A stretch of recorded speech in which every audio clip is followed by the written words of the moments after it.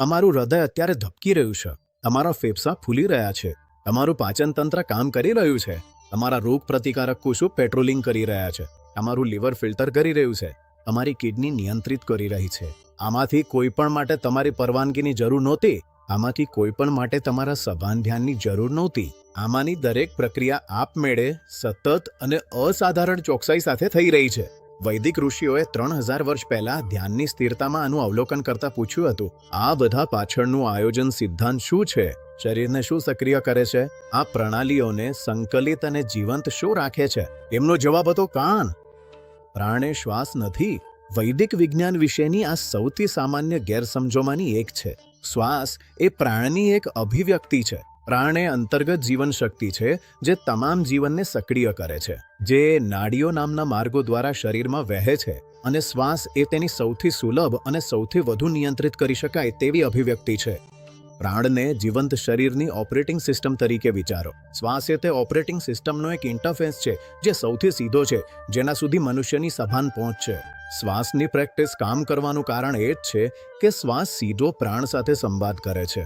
વૈદિક ગ્રંથો પ્રાણના 5 પેટા પ્રકારોનું વર્ણન કરે છે, જેને પંચપ્રાણ કહેવામાં આવે છે, જેમાંના દરેક એક અલગ શારીરિક ક્ષેત્ર અને કાર્યને નિયંત્રિત કરે છે. પ્રાણવાયુ ઉપરની તરફ અને અંદરની તરફ જતી શ્વાસ શક્તિ.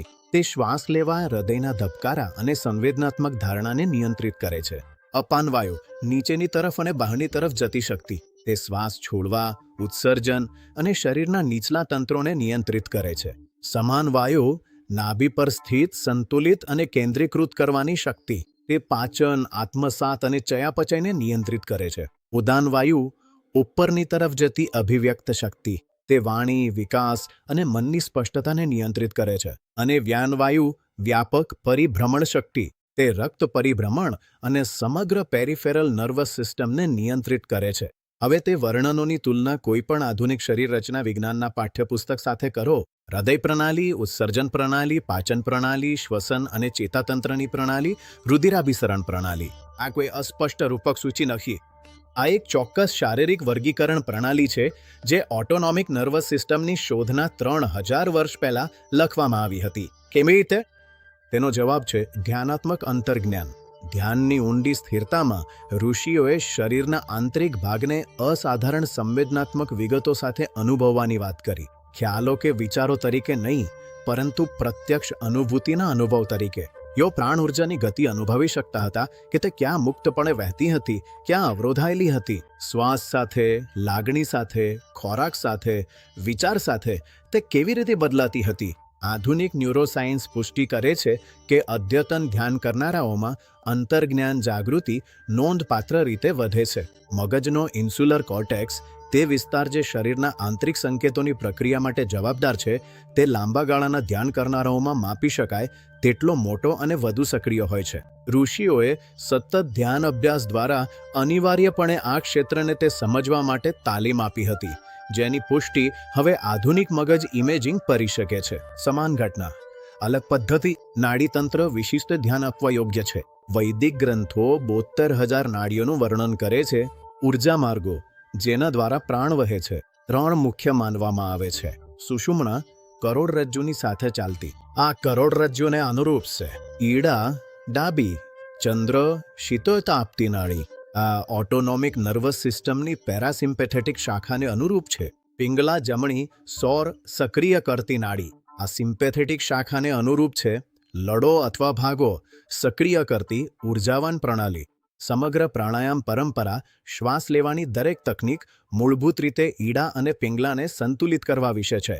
પેરાસિમ્પેથેટિક અને સિમ્પેથેટિક નર્વસ સિસ્ટમ્સને સંતુલિત કરવા વિશે, ઓટોનોમિક નર્વસ સિસ્ટમને સંતુલનમાં લાવવા વિશે. આધુનિક ચિકિત્સા પુષ્ટિ કરે છે કે ઓટોનોમિક સંતુલન, જે ઉચ્ચ હૃદયદર પરિવર્તનશીલતા તરીકે માપી શકાય છે, તે સ્વાસ્થ્યના સૌથી મજબૂત સૂચકોમાંનું એક છે. વેદોએ આ પ્રાપ્ત કરવા માટે 3000 વર્ષ પહેલા એક ટેકનોલોજી બનાવી હતી. હવે તે વર્ણનોને સાથે રાખીને સરખાવો. 5 અલગ અલગ શારીરિક ક્ષેત્રોને સંચાલિત કરતા 5 પ્રાણોનું પ્રાચીન વૈદિક વર્ગીકરણ કોઈ પણ આધુનિક એનાટોમિકલ ચાર્ટની સામે રાખો. આ સમાનતા અંદાજિત નથી, તે ચોક્કસ છે. આ કોઈ અંદાજો નહોતા. આ એક વ્યવસ્થિત તપાસના તારણો હતા, મનુષ્ય પાસે ઉપલબ્ધ સૌથી શુદ્ધ સાધનનો ઉપયોગ કરીને. ધ્યાન દ્વારા પ્રશિક્ષિત મન શરીરનું અંદરથી નિરીક્ષણ કરે છે. મુખ્ય શીખ: પ્રાણ એ સંકલિત જીવનશક્તિ માટેનો વૈદિક શબ્દ છે. તે આયોજિત બુદ્ધિ જે શરીરને જીવંત કરે છે. તેના 5 પેટા પ્રકારો આધુનિક શરીર રચનાની મુખ્ય શારીરિક પ્રણાલીઓને બરાબર અનુરૂપ છે. નાડીતંત્ર ઓટોનોમિક નર્વસ સિસ્ટમને અનુરૂપ છે.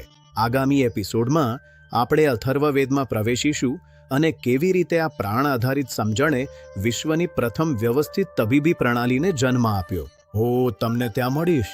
જો આ એપિસોડમાં કંઈક એવું હોય જેણે તમે પ્રાચીન ગ્રંથોને અથવા તમારા પોતાના શરીરને કેવી રીતે સમજો છો તે બદલ્યું હોય તો સબસ્ક્રાઇબ કરો. આગામી એપિસોડ તમારા માટે પહેલેથી જ તૈયાર છે. હું તમને ત્યાં મળીશ.